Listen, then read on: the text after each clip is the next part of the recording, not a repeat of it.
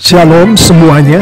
Minggu ini kita tiba di pelajaran terakhir kita, yaitu pelajaran 13 di triwulan yang ketiga. Judul dari pelajaran ini adalah Setia Menjadi Orang Kristen. Firman Tuhan yang menjadi referensi adalah 2 Timotius 4 ayat 9 sampai 18. Setelah membaca firman Tuhan ini dengan seksama dan juga setelah membaca pemaparan dari firman Tuhan ini seperti yang tertera di pelajaran 13 dari buku LLB kita, sekarang mari kita mendengar tambahan dari pemaparan firman Tuhan termaksud dan tambahan dari penerapan dari firman Tuhan termaksud. Untuk itu saya akan mengambil satu ayat dari 2 Timotius 4, yaitu ayatnya yang ke-11.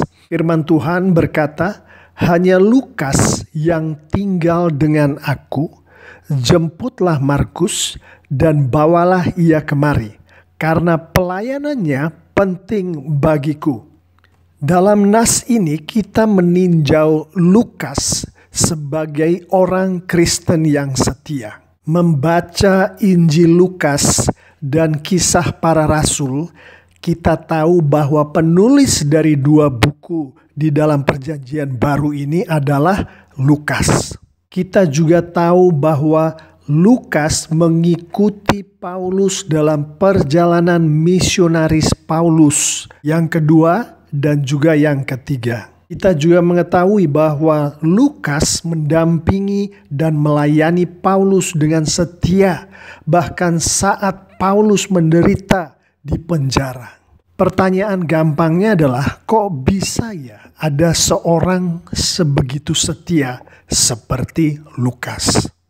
Saya mau memulainya dari Kisah Para Rasul 12 ayat 1 dan 2. Firman Tuhan mengatakan, kira-kira pada waktu itu Raja Herodes mulai bertindak dengan keras terhadap beberapa orang dari jemaat. Dia menyuruh membunuh Yakobus, saudara Yohanes, dengan pedang. Dengan membaca Alkitab Perjanjian Baru, kita mengetahui bahwa pada waktu itu ada 4 pendeta besar di daerah itu, yaitu Petrus, Yohanes, Yakobus, dan juga Paulus. Kita juga tahu bahwa Raja Herodes tengah mempersekusi orang-orang Kristen pada waktu itu. Kita bisa membayangkan bagaimana jemaat Tuhan berdoa siang dan malam supaya mereka tidak dipersekusi oleh Raja Herodes. Bagaimana jemaat-jemaat di gereja-gereja yang dipimpin oleh keempat pendeta besar itu berdoa dengan sungguh-sungguh supaya mereka tidak ada yang ditangkap dan dipenjarakan, dipersekusi oleh Raja Herodes. Sebagai pengikut Paulus yang setia, kita bisa membayangkan bagaimana Lukas pun turut berdoa dengan sungguh-sungguh siang dan malam akan hal ini. Apakah doa jemaat-jemaat termasuk Lukas ini dijawab seperti yang mereka doakan? Firman Tuhan menunjukkan Yakobus ditangkap oleh Raja Herodes, dimasukkan ke dalam penjara, dan kemudian dibunuh dengan pedang. Kita bisa bayangkan pada saat Yakobus ditangkap dan dimasukkan ke dalam penjara, bagaimana jemaat, bagaimana pemimpin-pemimpin gereja, bagaimana Lukas pasti berdoa dengan semakin kuat lagi, semakin sungguh-sungguh lagi untuk meminta perlindungan dari Tuhan. Namun kita tahu bahwa Yakobus yang dipenjarakan itu kemudian dipancung. Kita bisa bayangkan setelah Yakobus dibunuh oleh Raja Herodes, apa yang terjadi dengan jemaat-jemaat Tuhan, termasuk pemimpin-pemimpin gereja, termasuk Lukas. Pasti mereka bersedih hati dengan sangat, dan kemudian mereka kembali berdoa dengan sungguh-sungguh supaya hal ini tidak terjadi lagi. Tapi kita tahu kemudian Raja Herodes menangkap Petrus dan memasukkan Petrus ke dalam penjara. Kita bisa bayangkan apa yang terjadi di dalam pemikiran Lukas. Oh, pasti kemudian mimpinkulah yang akan ditangkap oleh Raja Herodes dan dimasukkan ke dalam penjara. Dan pasti Lukas juga berpikir, kalau pemimpinku ada kemungkinan ditangkap dan dimasukkan penjara, ada kemungkinan juga aku, si Lukas, pengikut setia dari pemimpinku yaitu Paulus, bisa ditangkap dan dimasukkan ke dalam penjara. Sebagai manusia biasa menghadapi hal seperti itu, berdoa, doanya tidak dijawab. Berdoa lagi, orang yang didoakan malah dipancung. Berdoa lagi, pemimpin berikutnya ditangkap, dimasukkan penjara. Sebagai manusia biasa, pasti Lukas punya pemikiran untuk meninggalkan gerejanya, meninggalkan pemimpin gerejanya, bahkan meninggalkan Tuhan Yesus. Itu pemikiran yang normal bagi orang biasa. Apa yang terjadi pada Lukas? Kita melihat bahwa Lukas tetap menjadi orang Kristen yang setia pada Tuhan Yesus, setia pada pemimpin gerejanya, setia pada pelayanannya. Luar biasa, bukan?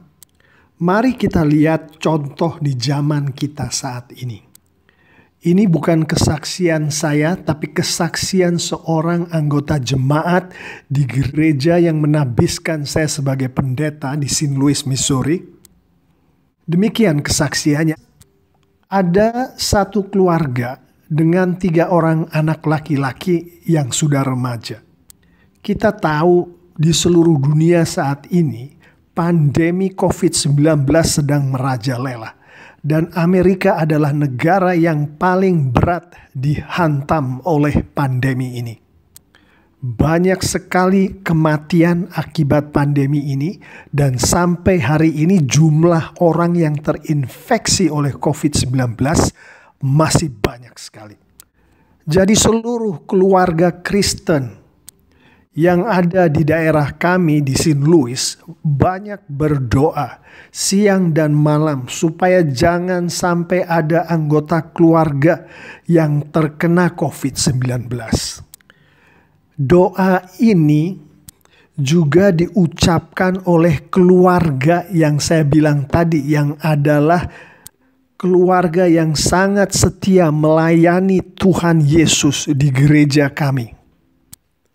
Apa yang terjadi beberapa minggu yang lalu, anak kedua dari keluarga ini terkena COVID-19. Keluarga ini sangat sedih. Mereka membawa pergumulan ini ke gereja. Mereka berada di dalam care group atau kelompok kecil. Dan seluruh jemaat yang ada di kelompok kecil itu dan di gereja kami mendoakan siang dan malam akan si anak yang terkena COVID-19 ini. Apakah kemudian si anak ini sembuh? Seminggu kemudian dipanggil pulang oleh Bapa di surga. Kita bisa bayangkan betapa hancurnya hati dari kedua orang tuanya dan keluarganya dan seluruh jemaat gereja kami yang mendoakan siang dan malam akan anak ini. Kita tahu betapa menularnya COVID-19 ini. Satu anggota keluarga terkena, maka ada kemungkinan anggota keluarga yang lain juga terkena. Dan itulah yang terjadi. Anak yang pertama dari keluarga ini terkena COVID-19 juga. Semakin sungguh-sungguh, semakin gencarlah doa-doa yang dipanjatkan baik oleh orang tua dari si anak ini, adik dari si anak ini. Begitu pula oleh jemaat-jemaat di kelompok kecil dan juga di gereja kami. Minggu setelah si adiknya meninggal, si anak sulungnya dipanggil juga ke rumah Bapa di surga. Kita bisa bayangkan betapa hancurnya hati dari kedua orang tua dan si anak bungsu dari keluarga itu. Demikian juga jemaat-jemaat di gereja kami. Kami semua tahu pasti si ayah, ibu, dan anak bungsu keluarga ini bergumul luar biasa Kalau akibat dari ini, keluarga ini kemudian tidak datang lagi ke gereja, tidak datang lagi melayani, itu adalah hal yang bisa dimengerti. Adalah sangat sulit untuk mengatasi pergumulan yang seperti ini. Namun ternyata Tuhan berkehendak lain. Seperti yang terjadi pada Lukas, keluarga ini tetap dengan setia datang ke gereja, tetap dengan setia melayani di kelompok kecil mereka, tetap dengan setia melayani di gereja kami. Pertanyaannya adalah, apakah yang menyebabkan Lukas, apakah yang menyebabkan keluarga yang 2 anaknya meninggal akibat COVID-19 ini tetap setia pada Tuhan Yesus, tetap setia melayani. Dan Bapak Ibu Saudara-saudari yang sangat dikasihi oleh Tuhan Yesus, pergumulan semacam ini bisa terjadi pada siapapun. Bahkan pada anak-anak Tuhan yang paling setia melayani Tuhan. Mari kita belajar dari Lukas dan juga belajar dari kesaksian dari keluarga yang kedua anaknya meninggal ini. Di dalam salah satu pembicaraan mereka dengan salah satu pemimpin di gereja kami, mereka sempat berkata demikian. Mereka di sini adalah keluarga yang kedua anaknya baru meninggal itu. Kami sebagai keluarga, kami mengakui bahwa kami bergumul dengan berat, bergumul habis-habisan. Setelah kedua anak kami meninggalkan kami. Kepulangan anak-anak kami itu adalah kehendak Tuhan. Kami melihatnya ada 2 pilihan. Pilihan pertama adalah kami bergumul sendiri sebagai keluarga, menjauhi gereja, menjauhi pelayanan, tidak lagi membaca firman Tuhan yang artinya adalah menjauhi Tuhan. Atau kami bergumul bersama-sama dengan Tuhan Yesus yang kami imani selalu mendampingi anak-anaknya termasuk keluarga kami dengan setia. Keluarga kami sepakat untuk mengambil pilihan yang kedua, yaitu kami akan bergumul bersama dengan Tuhan Yesus yang selalu dengan setia mendampingi keluarga kami. Kami tetap berdoa, kami tetap membaca firman Tuhan, kami tetap melayani di kelompok kecil kami tetap melayani di gereja kami. Kami tahu bahwa firman Tuhan mengatakan pada saat kami terus dengan setia menghidupi firman Tuhan, pada saat itulah kami berada di dalam Yesus dan Yesus di dalam kami. Dan yang luar biasa adalah pada saat kami melakukan itu atas bimbingan Roh Kudus, tentunya dengan doa-doa oleh teman-teman seiman kami untuk mendukung kami, Tuhan mengirim orang-orangnya satu demi satu di dalam kehidupan kami. Itulah yang terjadi. Kalau kita membaca firman Tuhan, baik dari perjanjian lama maupun perjanjian baru, Tuhan selalu menyampaikan komunikasi yang sama intinya dan isinya selalu konsisten. Jadi baik firman Tuhan itu kita dapatkan dari mendengarkan pengikut-pengikut Tuhan Yesus di zaman Lukas, maupun kita mendapatkannya dari Alkitab di zaman kita sekarang ini, isinya selalu konsisten dan sama.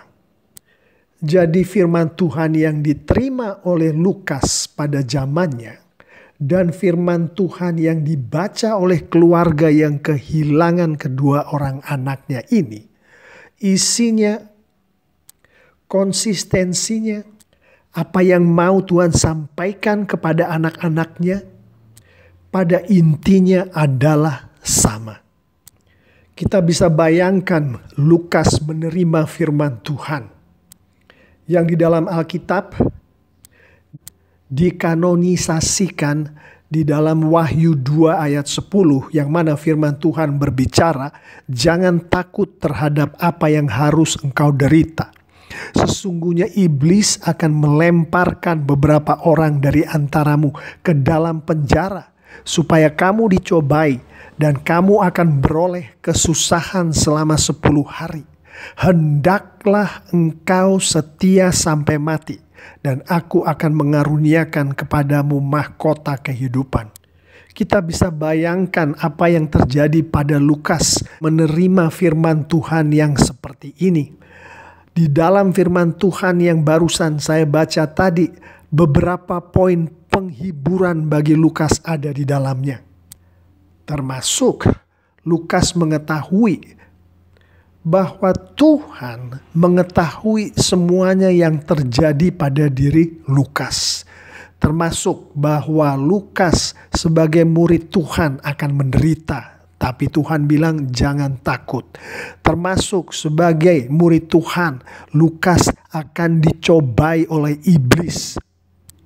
Termasuk iblis akan melemparkan beberapa orang, termasuk pemimpin-pemimpin gerejanya seperti Yakobus dan Petrus ke dalam penjara. Tuhan sudah tahu, seperti yang difirmankan di Wahyu 2 ayat 10 ini. Termasuk Tuhan juga tahu bahwa murid-muridnya yang dimasukkan ke dalam penjara ini akan mengalami kesulitan, pergumulan, kesusahan. Lukas tahu bahwa Tuhan tahu akan hal itu.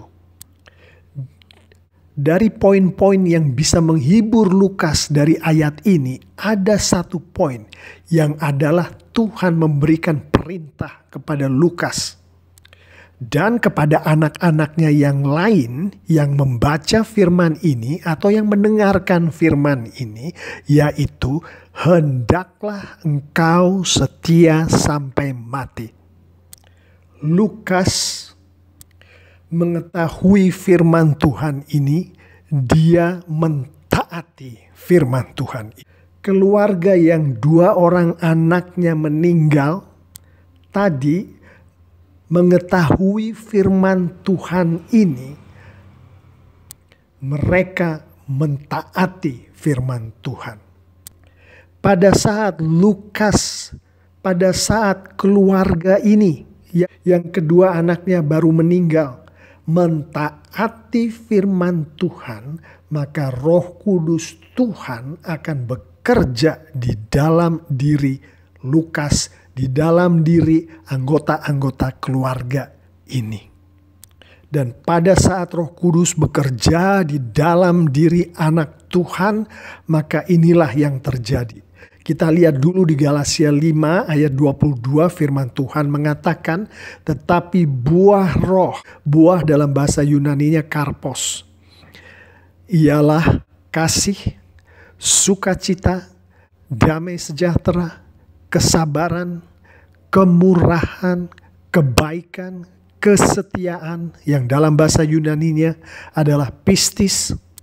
Pada saat Roh Kudus bekerja di dalam diri anak-anak Tuhan, Roh Kudus berbuah-buah.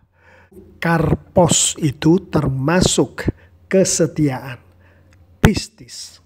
Kesetiaan inilah yang ditunjukkan oleh Lukas yang kita baca dari Kisah Para Rasul tadi, pistis yang kita dengar dari kesaksian keluarga yang kedua anaknya dipanggil Tuhan tadi.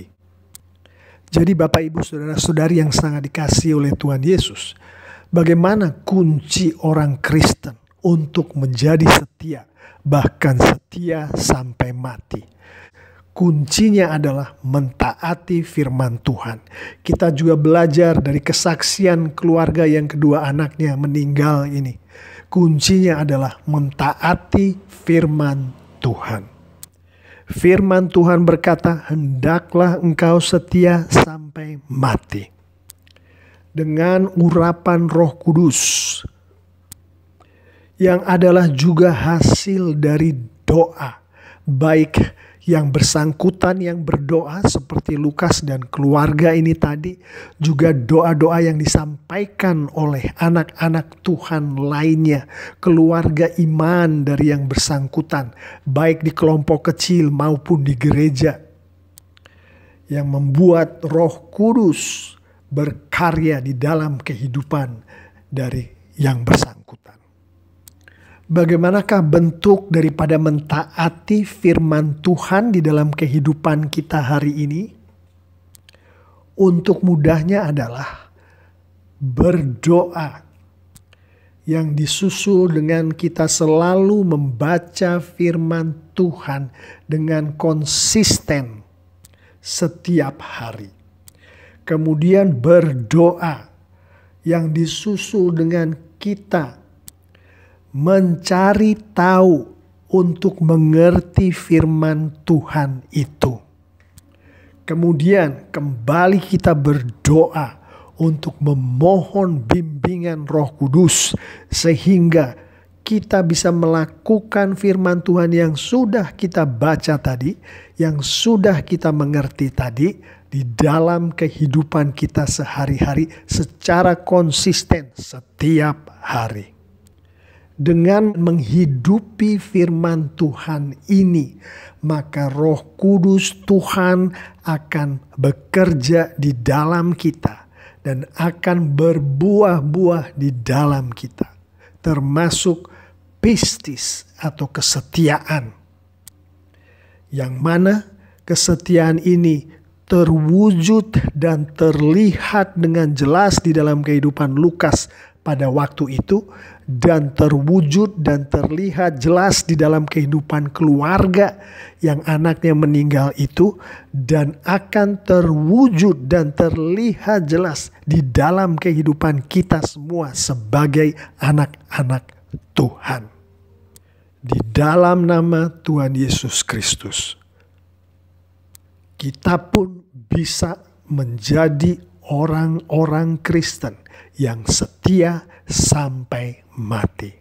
Amin.